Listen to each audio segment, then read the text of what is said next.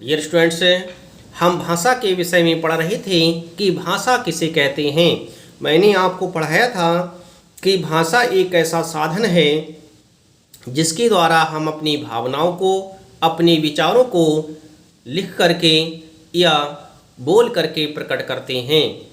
अब मैं आपको पढ़ाऊंगा कि भाषा के कितने भेद होते हैं। भाषा के मुख्य रूप से दो भेद होते हैं।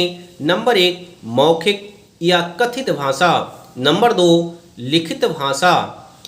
सबसे पहले हम पढ़ेंगे कि मौखिक भाषा किसे कहते हैं। बोलकर या मौखिक रूप, जब हम बोल करके अपने भाव और विचार प्रकट करते हैं तो दूसरे उसे सुनकर समझते हैं, यही भाषा का मौखिक प्रयोग है।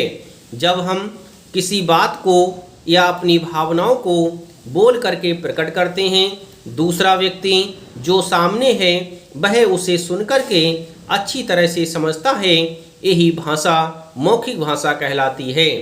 व्यक्ति अपने संपूर्ण जीवन में 98% भाषा का प्रयोग बोलकर ही करता है और जो साक्षर नहीं है वहाँ यह संख्या 100% हो जाती है।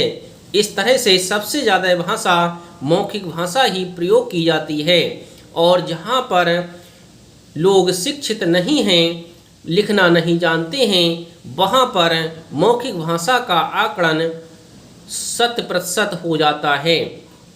बोलकर और सुनकर विचारों के आदान प्रदान को मौखिक भाषा कहते हैं।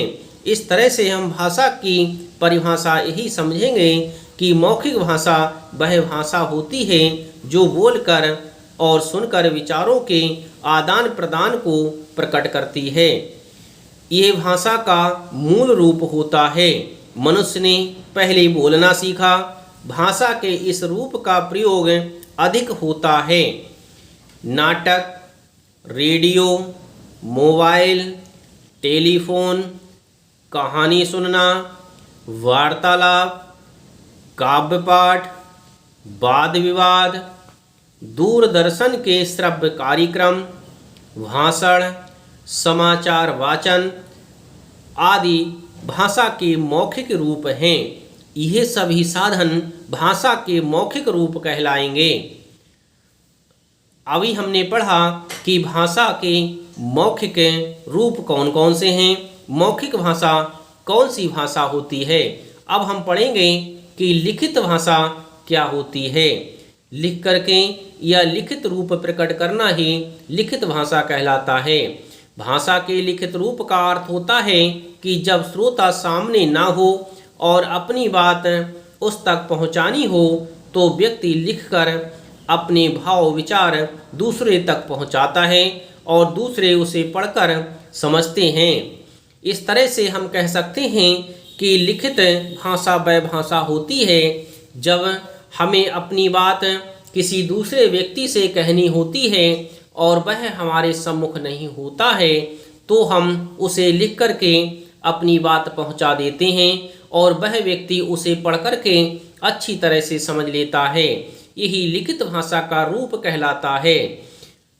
लिखित भाषा के प्रमुख रूप हैं पत्र, निबंध, लेख, प्रतिवेदन, संवाद लेखन आदि इस कोटि में ही रखे जाते हैं।